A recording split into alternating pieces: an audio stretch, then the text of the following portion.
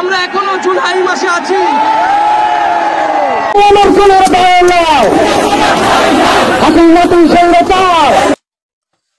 শেখ হাসিনা ক্ষমতাচ্যুত হওয়ার পর রাজনীতি অঙ্গনে ভাটাজোয়ার চলতেছে। উপদেষ্টা পরিষদ থেকে ৩ উপদেষ্টা রাজনৈতিক দল গঠন করবে। তারা কি রাজনৈতিক দল গঠন করবে উপদেষ্টা পরিষদের থেকে, ক্ষমতায় থেকে, নাকি উপদেষ্টা পরিষদ থেকে পদত্যাগ করে, এটা জানতে হবে। যে ৩ উপদেষ্টা দল গঠন করবে ছাত্র সমন্বয়কদের নিয়ে, তারা হচ্ছে নাহিদ, আসিফ মাহমুদ ভুঁইয়া, মাহফুজ আলম। আসলে এরা কারা? এদের পরিচয় জানতে হবে, এদের কর্মজীবনটা কি। এদের পরিচয় যদি জানতে চান, তাহলে এদের সর্বপ্রথম যে পরিচয় জানতে হবে সেটা হলো এরা ছাত্রলীগ কর্মী। এরা ছাত্রলীগ কর্মী, দীর্ঘদিন যাবৎ ছাত্রলীগের কর্মী ছিল, ছাত্রলীগের সাথে জড়িত ছিল। আপনারা বলতে পারবেন তাহলে এখন ছাত্রলীগ করে না কেন? আসলে এরা যখন বুঝতে পারলো যে আমাদের মেধা আছে কিন্তু কোঠা নাই, আমাদের মেধার ভিত্তিতে আমাদের চাকরি নিতে হবে, এই প্রেক্ষাপটে তারা ছাত্রলীগ থেকে বেরোয় আসে। এদের মূল কিন্তু ছাত্রলীগ। আসলে এরা চায় কি? এরা উপদেষ্টা পরিষদের যে ক্ষমতায় যে কয় বছর থাকার নিয়ম, সেই কয় বছর থাকবে, আবার নতুন দল গঠন করে আবারও ৫ বছর ক্ষমতায় থাকতে চায়। এটা সম্ভব হবে না। আমরা যদি একটু পিছনের দিকে তাকাই, ১৯৫২ সালের ভাষা আন্দোলন, ১৯৭১ সালের মহান মুক্তিযোদ্ধা, এই দুইটা যদি দেখি, তাহলে ১৯৫২ সালে যারা ভাষা আন্দোলন করছিল, যারা মারা গেছিল, তাদের ফ্যামিলি আর যারা জীবিত ছিল, তারা কিন্তু কোনো রাজনৈতিক দল গঠন করে নাই। ১৯৭১ সালে অনেকেই মুক্তিযুদ্ধে অংশগ্রহণ করে, অনেকেই কিন্তু মারা যায়, অনেক জীবিত থাকে। তারা কি রাজনৈতিক দল গঠন করছে? করে নাই। কিসের জন্য করে নাই? ১৯৫২ সালে যারা ভাষা আন্দোলন করছিল, যারা মারা গেছে, যারা জীবিত ছিল, যারা জীবিত ছিল, যারা মারা গেছে, তাদের সাথে বেইমানি করে নাই। ভাষা আন্দোলনের সময় তারা যদি রাজনৈতিক দল গঠন করত, তাদের উপরে কোনো রাজনৈতিক দল গঠন করতে পারতো না। তারা টেকসই রাজনৈতিক একটা দল গঠন করতে পারতো। ১৯৭১ সালে মুক্তিযোদ্ধারা যদি দল গঠন করত, টেকসই রাজনৈতিক দল গঠন করতে পারতো। কিসের জন্য করে নাই? যারা ভাষা আন্দোলনে ১৯৭১ সালে মারা গেছে, এদের সাথে বেইমানি করে নাই।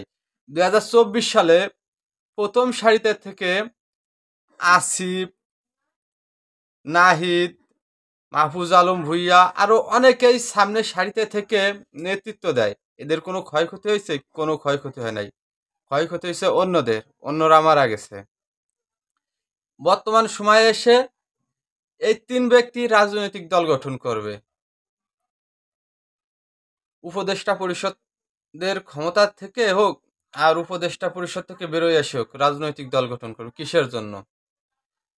তারা যদি রাজনৈতিক দল গঠন করে, তাহলে তো জুলাই আগস্টে যারা নিহত হয়েছে তাদের সাথে বেইমানি করা হয়, তাদের রক্তের সাথে বেইমানি করা হয়। আবু সাইদ, মুগ্ধ আর অন্যান্য যে সকল ছাত্ররা নিহত হয়েছে, তারা কি নিহত হয়েছে রাজনৈতিক দল গঠন করার জন্য? অবশ্যই না, রাজনৈতিক দল গঠন করার জন্য না। বাংলাদেশ থেকে একটা স্বৈরাচ শাসককে ক্ষমতাচ্যুত করার জন্য তারা রাজপথে আন্দোলন করেছে, রাজপথে জীবন দিয়েছে। শেখ হাসিনা যখন তার দীর্ঘ ১৬ বছর শাসন আমলে বিভিন্ন পদের চাকরি দেয়, কিসের জন্য চাকরি দেয়? কিসের ভিত্তিতে? মেধার ভিত্তিতে। মেধা না, কোঠা, ভুল বলছি, কোঠা। এই কোঠা, জুলাই আগস্টে যখন আন্দোলন হয়, তখন সর্বপ্রথম মেধা না কোঠা, এটা নিয়ে ছাত্ররা আন্দোলন করে। মেধা না কোঠা, মেধা। শেখ হাসিনা তাও কোনো কর্ণপাত করে নাই, সব আন্দোলন ব্যথা। হঠাৎ করে শেখ হাসিনা যখন বলল মুক্তিযোদ্ধার নাতিপুতিরা চাকরি পাবে নাকি রাজাকারের নাতিপুতিরা চাকরি পাবে, এটা নিয়ে পরবর্তী সময় আন্দোলন শুরু হয়। তুমি কে, আমি কে, রাজাকার রাজাকার।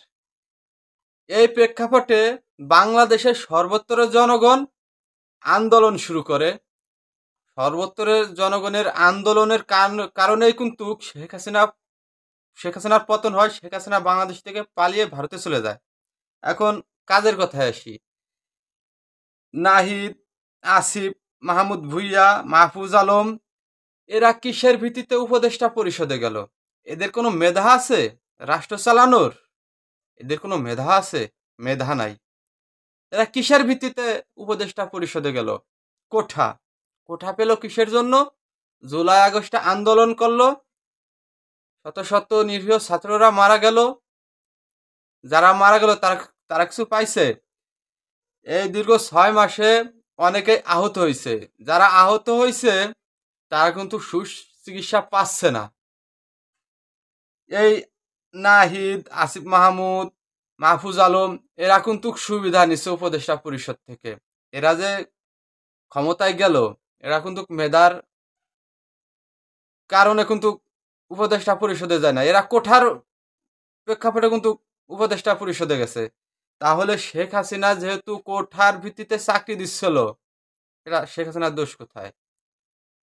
শেখ হাসিনা নিয়েই বলি, তোমরা যেহেতু কোঠার কারণে উপদেষ্টা পরিষদে গেছো, কিসের জন্য গেছো? তোমার তো কোনো যোগ্যতা নাই, কিসের জন্য গেলা? আবার এরা নতুন করে রাজনৈতিক দল গঠন করবে, আবার ক্ষমতায় যেতে চাচ্ছে।